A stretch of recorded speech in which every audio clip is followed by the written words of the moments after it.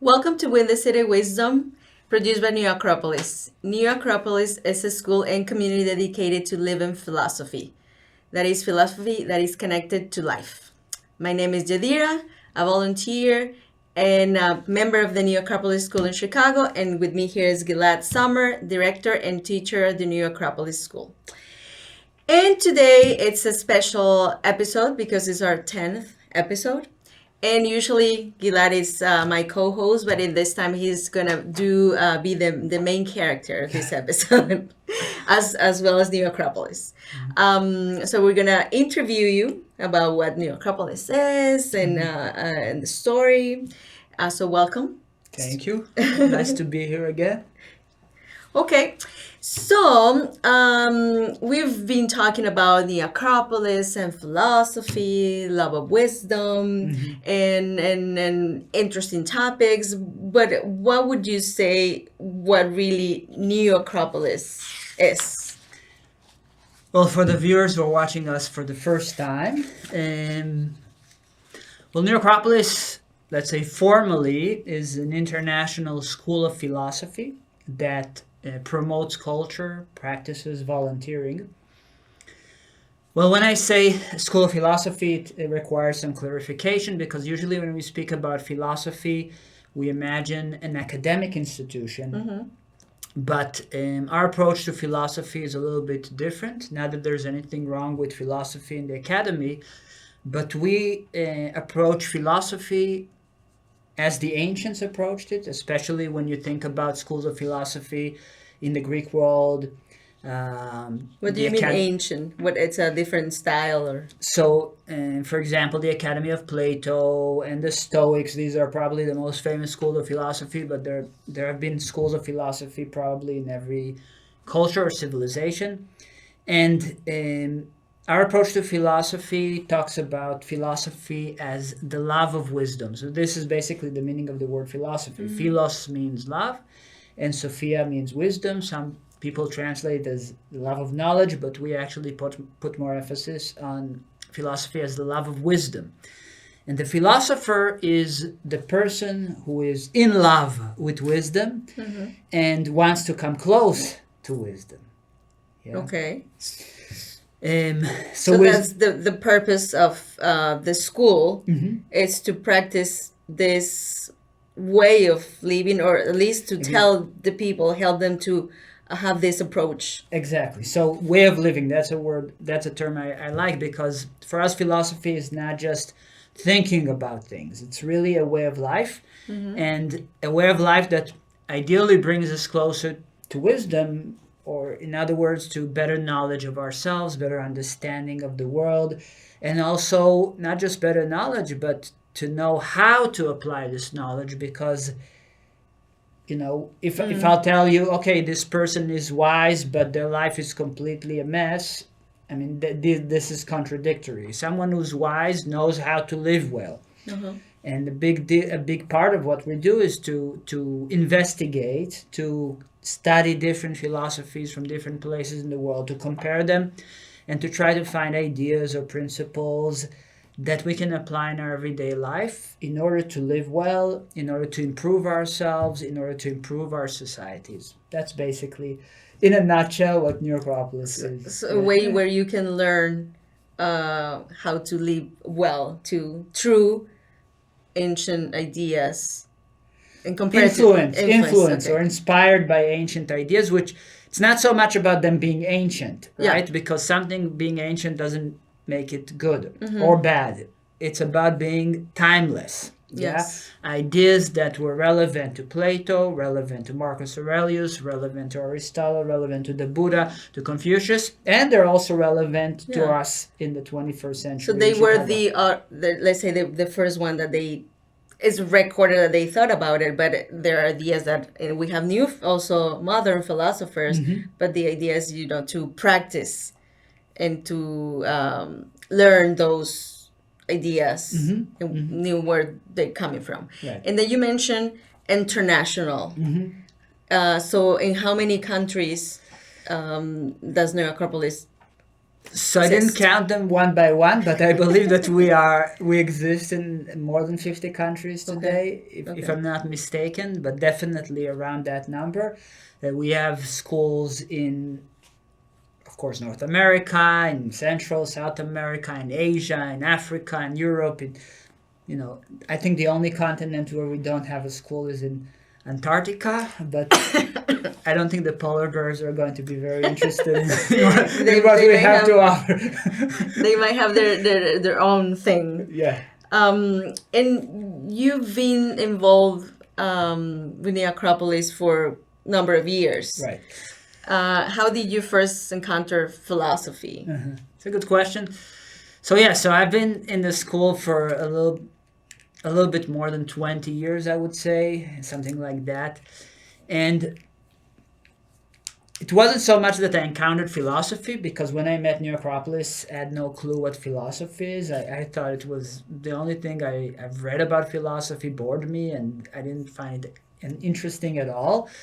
And so I actually met New Acropolis, and then I met philosophy. So I was living, I grew up in Israel. I was born and grew up in Israel, and I went to this lecture in the movie, and there was a lecture there about the movie that New Acropolis sort of produced, and not the movie, the lecture. Oh, and so you went to just to watch a movie, Yes. and then there was an event. Yes, I didn't know there was going to be a lecture, but there was a lecture before the movie, and lecture was interesting. And after the movie, I saw this booth of New Acropolis with a huge image of a pharaoh, and I was always interested in ancient Egypt, and so I went there. I talked to the person who was there, and she invited me to the first open class.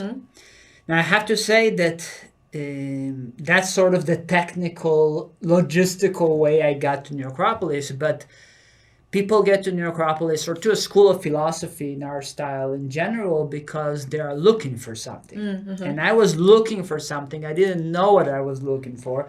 I just knew I had questions about life. I knew that the way I saw life before that, we all grow up in a certain society. Yes. We're surrounded by friends, and we get into this kind of mental state I know everything. I have the answers and blah blah blah. And you usually have this view of the world that is not yours, but it's learned by your surroundings. And so we usually have this construct our own world, but not with our personal views, but the ones that we learn. So through family, through friends, Exactly. through church. Exactly. So actually use the word learn. I don't think it's a problem to learn a worldview. I mean, nobody can be completely, absolutely original. But I think what you're pointing at is that we sometimes get a worldview ready-made, and we don't learn. We actually don't really make the effort of going really deeply into that worldview to see if it actually is in harmony with our own identity, with who we are, with what we actually believe in.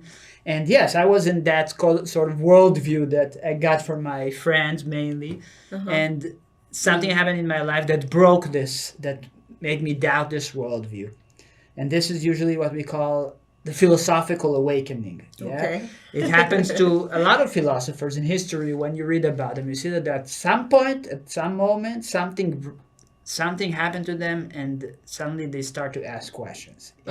Everything was taken for granted before, and now we start to ask questions. It could be something tragic. It could be, in today's world, it could be someone gets fired from their job. They were so set on their job, they thought, yes, my life is all already set up, and I'm going to continue this job till one day I will retire. And then one day, financial crisis, they get fired.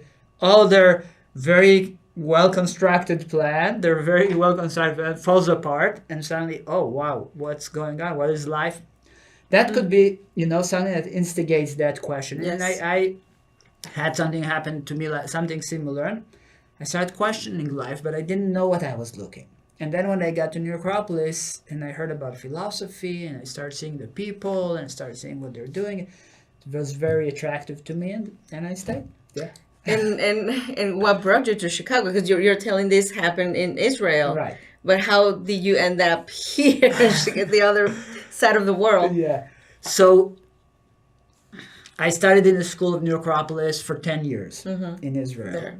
Yeah, and at some point I said, well, this is good. I always had an adventurous kind of spirit. I always dreamed about going to some other country. I didn't really know which country. In the United States, it was actually not on my list, and I thought, okay, I want to share this. I want to teach other people.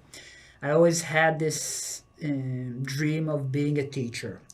That's something I had since I was a kid. Okay. Of being a teacher, of sharing things, and I thought, okay, I want to share philosophy. I want to teach philosophy. I was already teaching in Israel, but I wanted to also mix that with the adventurous sort of dream of going somewhere else, going to an adventure. Like on a quest. And a quest, exactly. And since I had an American citizenship, my mom is American, and it was natural that I would come to the United States. And by this way or another, I found myself in Chicago. And this is what I'm doing here. I'm directing a school in Chicago, teaching philosophy here in Chicago, apart, of course, from other things. One thing that we didn't mention is that, or we did mention in past episode, that New Acropolis is a completely volunteer-based organization. So all the people who promote, who do things in the school, it's all volunteers. We're all volunteers. You're a volunteer doing this now. I'm a volunteer. And I think it's important when you mentioned, because the fact that we said it's a school of philosophy, right? People might get the wrong idea that, okay, you go and then grab a piece of pen and paper and then you just go there and listen. Right. But yeah, I know right now it's more than that. And I would say it's a space where you can also, through volunteering, learn or express yourself in a ways that you've never thought you would, like doing this for me, right? So tell us more about that. Yeah. So that's a good point. So yes, there is a theoretical aspect. We are a school, so we study in the school. There are classes. We do sit and study, and we have classes. But to limit New Acropolis just to that would be really giving a false picture of what it is. And I mentioned at the beginning that we also promote culture and we practice volunteering. And in addition to, first of all, these classes, we have shared meals where we discuss things, where we talk about things, where we enjoy each other's company. We have art events.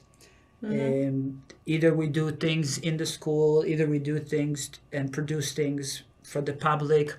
We volunteer either in society. For example, in our school, we did beach cleanings. We went to volunteer in pantries, and we have service or volunteering within the school, which is to try and give room to all our dreams, all these potentials that we have inspired by philosophy.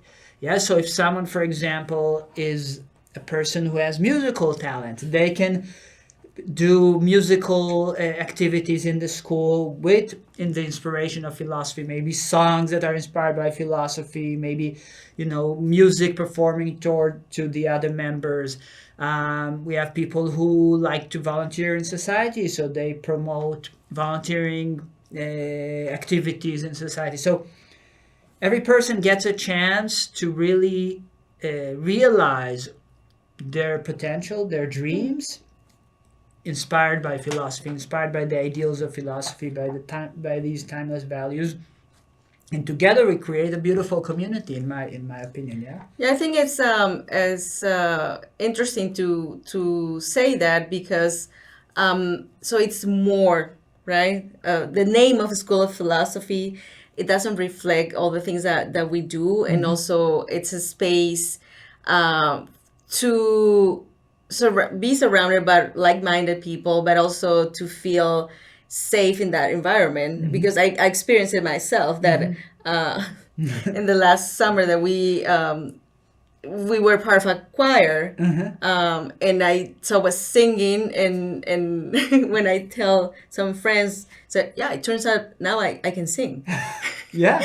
And I would never imagine doing that, 5 years ago. And and it's So like part you of said, it was a safe space. It allowed you to dare and try out elements or bring out elements in yourself that maybe beforehand you didn't really, like you said, you didn't think that you had that in you. But I think this is part. So education is a very, very important part of what we do. And really, we can say that New Acropolis is a path of education. Yeah. But for us, education is not about putting knowledge into someone's brain. Sometimes we think education is about, I know, now I'm going to give you that knowledge and stuff it in your brain. But we look at education in the sense of, the word educe. So that's a word we don't use today, but the actual English word to educe means to bring out. Okay. So for us, education is a method of bringing out the potentials that already exist within the human being. So one of the exercises we like to do in the beginning of our classes is to ask people, okay, what are some values that we have that are positive, that we want to bring more into life? And so people say, let's say, courage and compassion and concentration and discipline. And then we ask, okay, and where are these things? Where are they? So you want more discipline, you want more courage. Where are you going to go to Amazon to Order buy them online. Yeah, order them online, or maybe ask a friend. Call a friend. Give me some courage. Give me some. Nobody can give them to us. So where are they? They are inside of ourselves, and that's why we need a process of education to educe them, to bring them out of ourselves. All these potentials that we have inside of ourselves. And that brings me to my following question. What type of problems do you see right now people struggling, and what philosophy can do to help them? Unfortunately, there are a lot of problems that we're struggling right now. So one thing I can talk about, comes up to mind right now, is isolation. Yeah. We live in a very atomized society. What do I mean by atomized? I mean that we're each in our own individual bubbles, and each of us, dealing with our own problems, living in our own political, social bubble. On social media, we spend a lot of our time by ourselves, which is very unique. We think that this is normal, but this is very unique in the history of humanity, because most of history, people had to share their spaces, people have to live together, they live together in big families most of the time.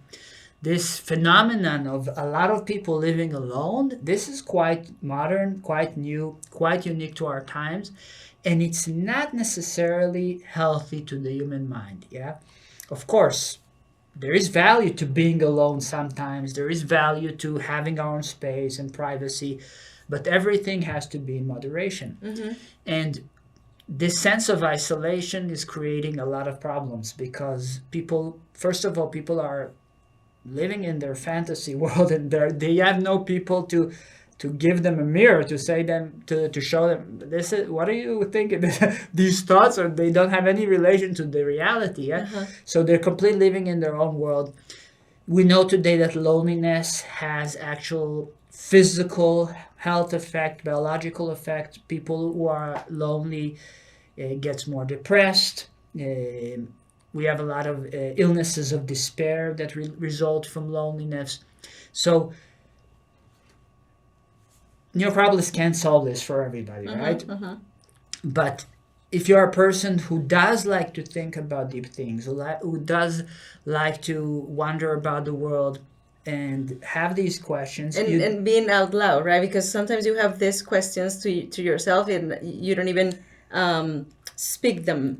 You don't even Yes. express them, Uh-huh. or if you express them, people are looking at you. Yes, "Oh, like, stop being so heavy. Why do you know?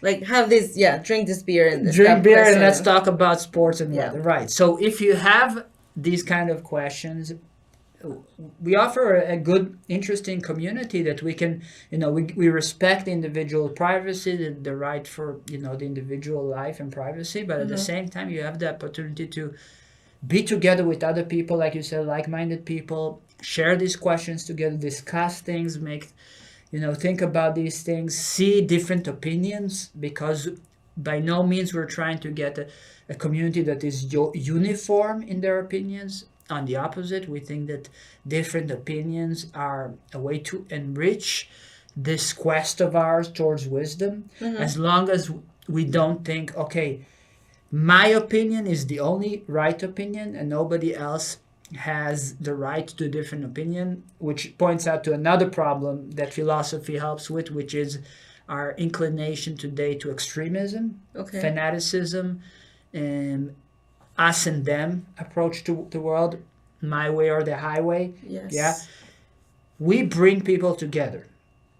One of our principles said, our first principle, we have three principles. Our first principle is that we want to promote the spirit of fraternity beyond all these personal differences that we have. That means we want to recognize the human being beyond the, whatever political opinion you have, race, ethnicity, occupation, doesn't matter. Okay, yes, you have all these things and we respect them, but beyond all these, you are a human being, and we want to connect on that level. You can have a different political opinion than I do, but let's have a dialogue. You're a human being. You have your experience. I have my experience that led me to that opinion.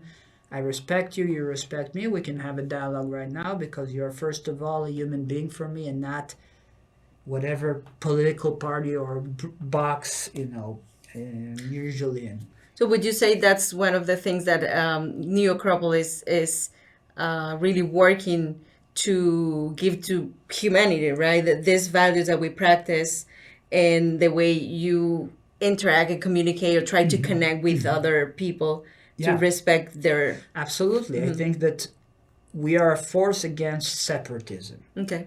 Force against separatism.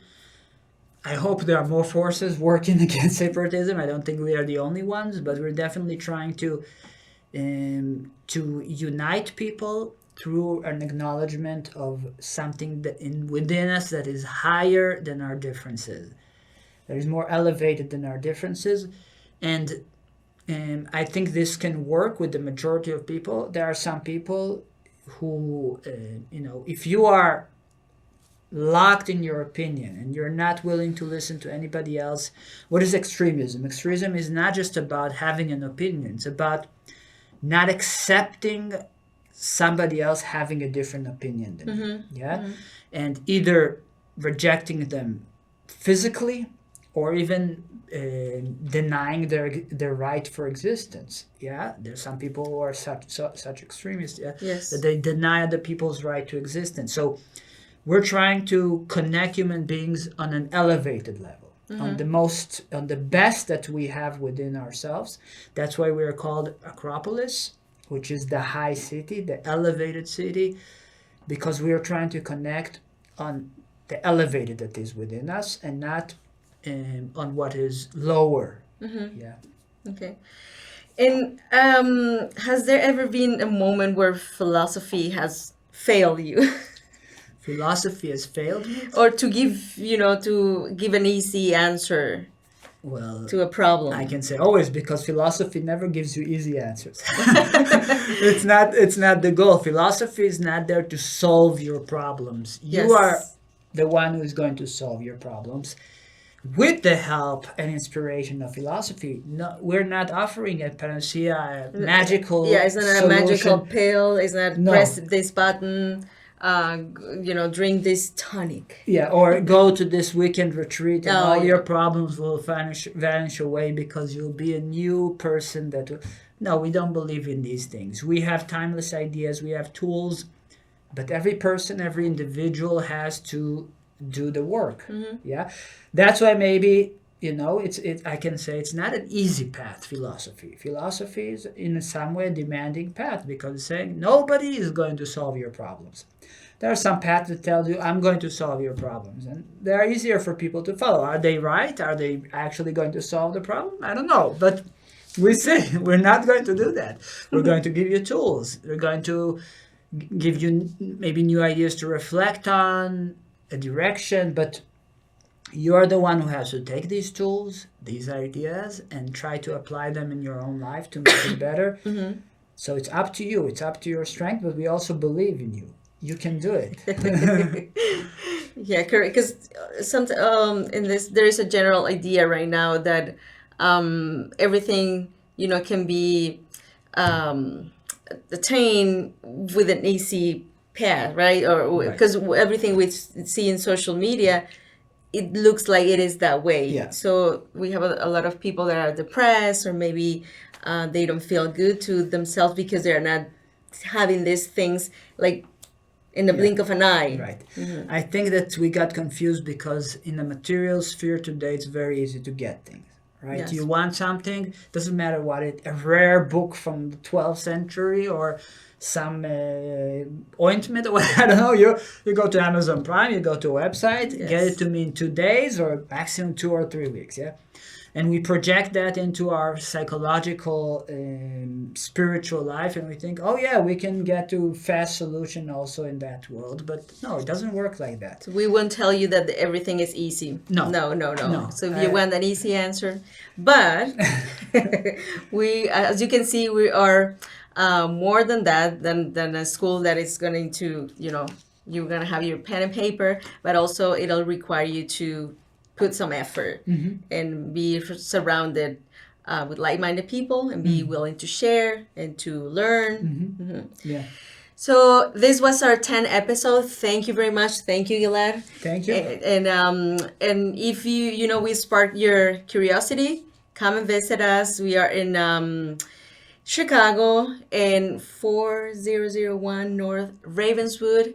And also New York, Lucas in New Acropolis, Chicago, at Facebook, Instagram, and other website nachicago.org. Okay. Yeah. Okay. Thank you very much for joining us today, and we'll see you in our next episode. Thank you. Thank you.